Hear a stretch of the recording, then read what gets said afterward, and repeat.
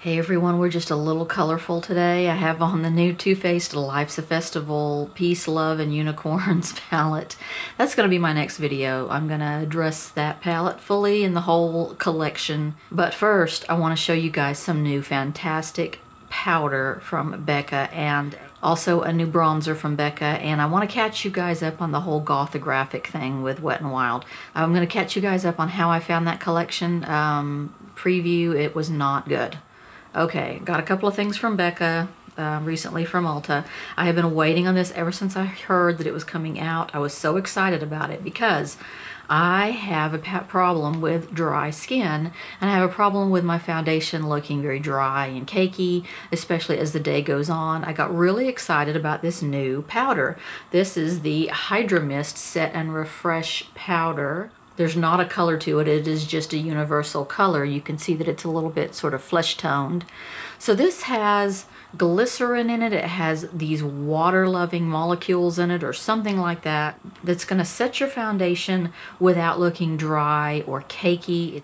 It's going to give you just a boost of hydration when you apply it. So these kind of powders apparently have been out in the past. I've never really heard of them.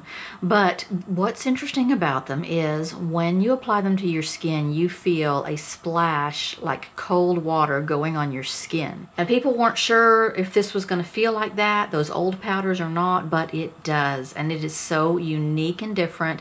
Apparently those old powders don't exist anymore. And what I was looking for in this powder was something that sort of at the end of the day, as you're drying out, you're looking a little more wrinkled, a little more cakey, and your foundation is not looking quite so great anymore, that you can kind of refresh it by repowdering it lightly with this powder. That's what I've been doing lately, and I like the result of it. The main thing about this powder is the way it feels going on. That cool blast, it is a wet feeling. You will swear that you just put a wet brush on your face. It is the strangest feeling. As far as it making your foundation look less dry, it doesn't really do that. It looks like a matte. When it goes on, I thought it was going to look sort of moist on your skin, but it doesn't. It looks like a regular matte setting powder. Not a super matte, but a lightly matte setting powder. I think I may have to go and buy this like by the case because I'm loving it so much. The most amazing part about it is setting my under eyes. I have been lately wearing a lot of Shape Tape under there, a pretty heavy, thick layer of Shape Tape under. I will set under there with this powder, and it doesn't look dry, it doesn't look cakey, it doesn't look puckered like it usually does. So everyone says to set your under eyes you need a super fine milled powder. I think this is the most fine milled powder I have ever run across. It is like a cloud. When I open it, if I have the fan on, there's a poof of powder that comes out. It is really, really light. It's the most light feeling powder I've ever experienced. So it has this sort of lid on here closed to keep me cool, and I'm trying to pry that open. Okay, I just did, and it went everywhere. Okay, so you pry that open, and then you have this little sort of mesh trampoline here. It is extremely soft. It's a sifter type, and then you have your powder on top. I just got it on my hand. That is what it looks like. And it feels like a cold blast. It is a very temporary cold blast. It feels wet. It's not just cold, it feels like water going on your skin. So rubbing it in, you can see it's not shiny. It's not moist looking. It just looks like a regular setting powder. It's more fine than that though. There's no real shine to it. It's just a setting powder like you'd normally use, but it feels refreshing, it feels cooling, and it is so extremely fine milled. I think it sets the under eye better than anything I've seen yet. So here's what it looked like when I put it on today. Let me zoom you in here and show you how nicely this stuff sets your under eye area. So this stuff is just finer than any other powder. I'm ready to feel the coldness. Woo! It just really feels like water. It's amazing. So I am just dabbing that on, and it doesn't look dry and puckered. I don't have a lot on my brush. I am banging it pretty good to get the excess off. There's just something about it that is not letting me get real puckered under here. Not dry or stiff under there. I'm gonna take my big Real Techniques super fluffy powder brush here. This is how much I'm using, if even that. And I'm gonna spread that over the entire brush and dabbing it on. It really feels so nice, like water. A cold sort of poof as it hits your skin. Just looks like a moist matte. It doesn't look like a dry matte, but once again, beautiful packaging from Becca. They always have the very classy, beautiful packaging. Something else I ordered from Becca, and I swear this is a re-release. It's saying it's new. I got this from Ulta, and it's the Sunrise Waves Gradient Sunlit Bronzer. It says it is a combination of Bali Sands, Capri Coast, Bronzed Bondi, and Opal. So what they've done is they've taken a bunch of their individual bronzers, put them in sort of a gradient look here, an ombre or gradient look, and then packaged it like that. What I find the most annoying about this is that it is extremely, first of all, it's very orange. All of their individual bronzers that they made, even the lighter ones, to me were very orange when they came out. They were too orange for me. I couldn't end up using them. And then with these two really highlighty highlights here, you're getting a real inconsistent color on your brush when you dab into this product because of that highlighter. It just sort of takes over everything else and leaves you really, really shiny. So even if you dip this end, you're going to get a ton of highlighter. If you dip this end, you're going to get a ton of highlighter. It's just a little too shiny. I'm going to swatch it and show you guys, but first of all, it's too orange. Even if I go down the middle, it's just too orange. So I'm not really liking this, and it's very inconsistent. If you dip your brush in the same exact spot twice, you're going to get a different result or a different color combination every time. Not real happy about that. So let me go right down the middle here in the semi-matte areas, and you can see how sheeny that is and how orangey it is. I cannot wear orange. No way.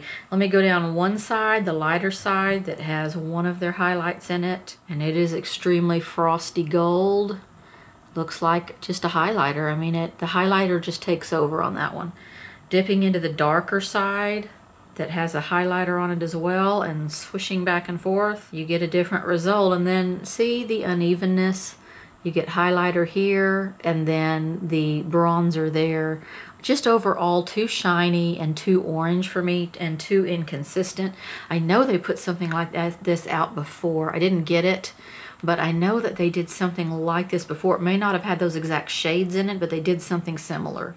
Okay, the Goth O Graphic collection. I ordered several pieces of the Goth O Graphic collection from Wet n Wild, and I was disappointed with most of them. I'm going to show you trying to apply some of the liquid eyeshadows in a minute, but two of the products did work out. The rest of them were a loss. So I bought 4 of the Liquid Catsuit, Mega Last Liquid Catsuits liquid eyeshadows. I thought they were really pretty colors. The nicest one on is this one right here. It is called Goth Tears. That one goes on okay. I'll show you here. I put it on my lid, and that one goes on okay. That is with primer on your lid and powder on your lid.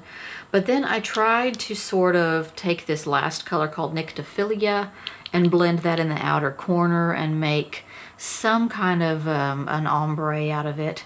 It would not blend with my finger. It would not blend with a brush. It was a mess. It stuck exactly where you placed it, and in 2 seconds it was set up and there was nothing you could do about it. They're just not pretty. They're not smooth enough. I think if they had sort of ground up the glitter that's in them a little better, that they would be prettier. They're just not pretty on, and they're very, very, very hard to work with. These are super sheer. See, here is the color called Intention. It's very sheer. You may be able to put that on top of a deeper eyeshadow. Here's the color called Mystic Dreamer. You can see that there. But just on the eye, very sheer. I guess you could wear them, but I like a little more coverage than that. This dark purple one is just really streaky.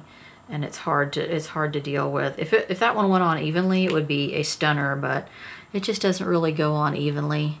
Another thing is I ordered these straight from the company, and this one has a bunch of crust in the top of it, like it leaked and then re-dried. I don't know. They don't take returns, so Wet n Wild does not take returns online. I bought the liquid catsuit in the color Wicked Pink for lips. This is a metallic lipstick, a streaky, yucky mess, almost not visible, not a lipstick at all, not good. But two of the products were great. This one is astonishingly great.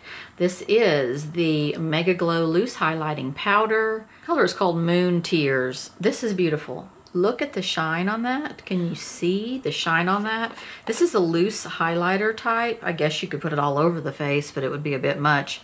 It's beautiful. Look at that. Beautiful. I've been using this over and over for my highlighter. Look at that.